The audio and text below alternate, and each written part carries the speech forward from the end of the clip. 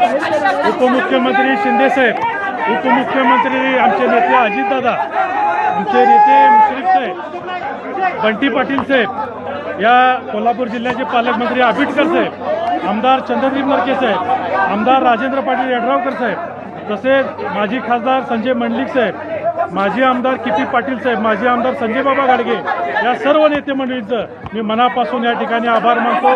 तसेच माझ्यावर अत्यंत विश्वास टाकला ते आमचे सर्व संचालक मंडळाचे सहकारी सर्वांचं, तसेच खास करून विश्वास पाटील आबाजी आणि अरुण डोंगरे साहेब यांचंही मी मनापासून या ठिकाणी आभारी आहे आणि तमाम दूध उत्पादक सभासदांचं मनापासून आभारी आहे की फार मोठी जबाबदारी तिने माझ्यावर टाकली आणि ज्येष्ठांच्या पासून एकदम मी सगळ्यात कमी वयाचा चेअरमन या ठिकाणी आज तुमच्या सर्वांच्या आशीर्वादानं या ठिकाणी झालेलो आहे।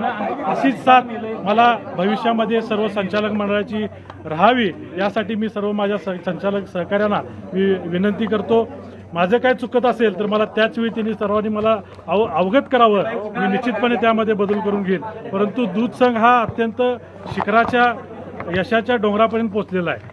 आबाजी असतील, डोंगरे साहेब असतील, यांच्या मार्गदर्शनाच्या माध्यमातून आज गोकुळ दूध संघ आम्ही 4 वर्ष नवीन संचालक मंडळ आल्यापासून आज अमोलच्या बरोबरीनं आज आमचा हा दूध संघ त्या ठिकाणी कार्यरत करत आहे।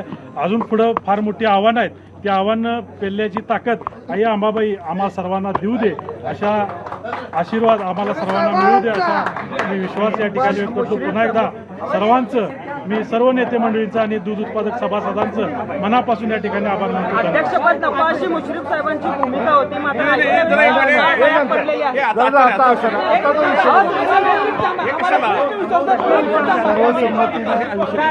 सर्वसंमतीनं जो या ठिकाणी निर्णय झालेला आहे तो आम्ही सर्वांनी मान्य केलेला आहे। भूमिका या अध्यक्षपदाच्या निवडीमध्ये कितपत होती? त्यांनीच नाव दिले, महाविकास आघाडीचा अध्यक्ष हम सब एक है, हम सब एक है, वाक्यात उत्तर द्या। महाविकास आघाडी हम सब एक है म्हणून सांगितलं ना।